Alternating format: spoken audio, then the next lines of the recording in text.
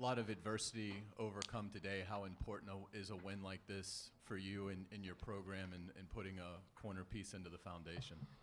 Huge ability to stay the course. You're winning the game for the majority of it. They obviously got and tied it up. But even though obviously not playing our best football offensively, defense kept us in it. And they played their tails off offensively, found a way to have 75 yards rushing in the second half, which obviously we didn't have much in the first. ETN played his tail off, and then those guys make a play at the end of the game versus zero blitz, and it got it, in a huge moment. So very proud of this group. They played their tails off and kept competing.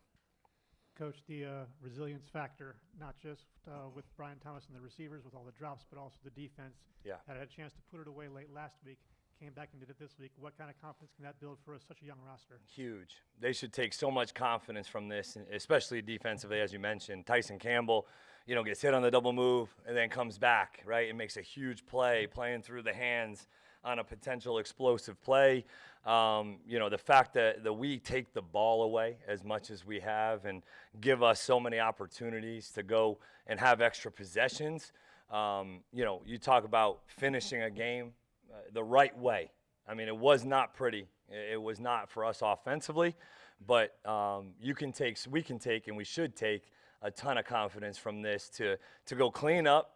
We got to clean up the mistakes. We got to play better and work on the drops and all that. But, man, I'm really proud of this group and the way that they competed and finished this game.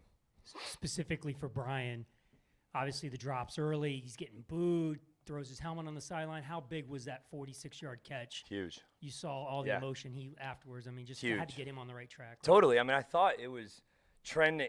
Early on, he goes up on the fade and makes a great effort, and you're like, dang, okay.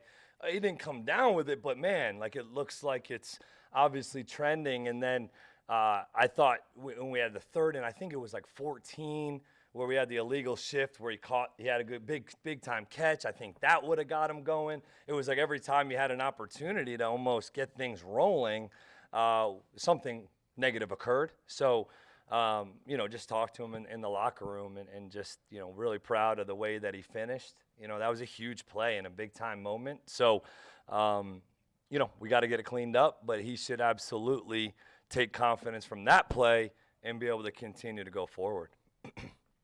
Hey, Liam, Jordan Lewis continues to make big plays for you guys. Is it kind of hard to really measure the impact he's had on a defense last year that really was kind of lost? Absolutely. He is, by far one of our best leaders in our organization.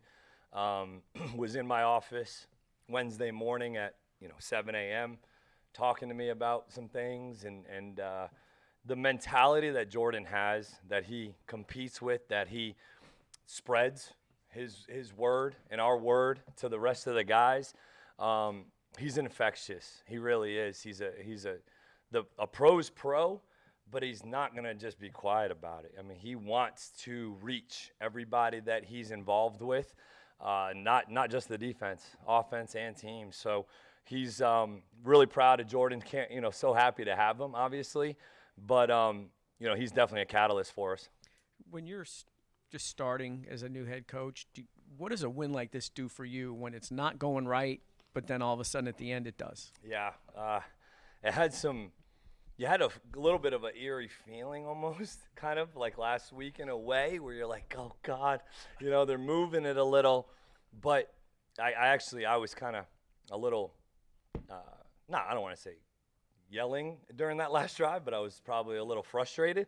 And Campy's like, dude, we got it, relax. But it was great. Gave me confidence. And the way that they were playing, I wasn't questioning whether they were going to get a stop, but you're starting to see it get moved down the field. And but there's no flinch really out of that group. I mean, last week was obviously disappointing to not finish it on the right end and to see them go out and take this win, to go take it from them. And that's what we did.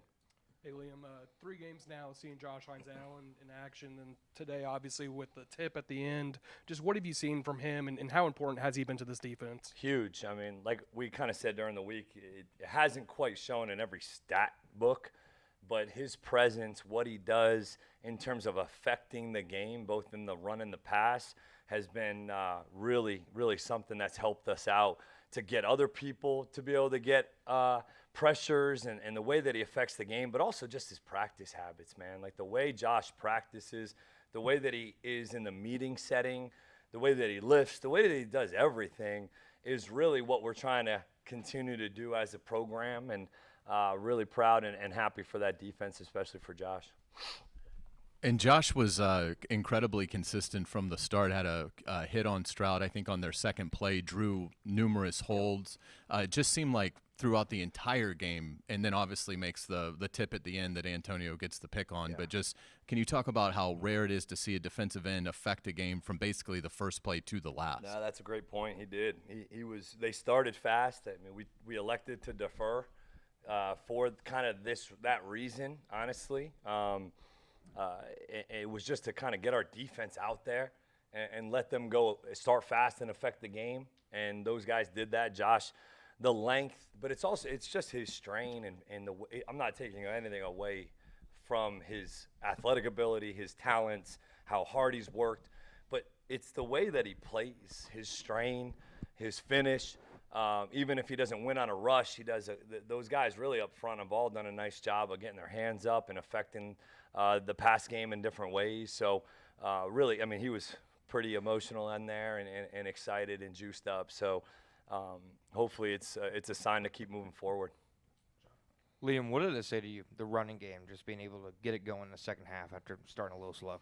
Yeah, I mean, early in the first half, we had a bunch of runs called, and then they had some blitzes and different look. They came out in a 5-big package to our 12 personnel, which was unscouted. We needed to adjust to that at halftime, which we did. And obviously we're able to get it going a little bit. I probably had too many, so some of those runs in 11 personnel, they're bringing Petrie off the edge, and we had some screens and some things. The one that was tipped earlier in the game when we were on like the -30, that was versus 0. That thing was going to be a huge play, but we didn't end up getting it. So called a lot more runs that ended up getting actually executed just because of some of the defensive structures and looks that they were presenting. And then in the second half, like I said, I thought our coaches did a nice job adjusting, communicating those adjustments, and being able to get some dirty yards in the second half when we needed to run the ball. Trevor seems frustrated at times with guys not being lined up right. Yeah. He's not getting in quick enough. But Yep. How do you think he fought through all that? I mean, Diami goes down, right? And we were kind of going into this game with a little bit more for Parker based off of last week, right? And the way that he practiced all week. And then, we kind of catch the drop bug a little bit. And so your confidence just as a quarterback, right? Like, it wasn't the timing and rhythm. Some of the stuff wasn't there early. And then when it is there, we're not catching it. And then so you start to force it a little bit, specifically that third down, interception, probably a force.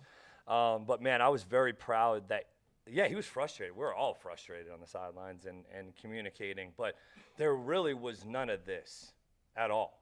It was just accountability. Let's just go play the next play.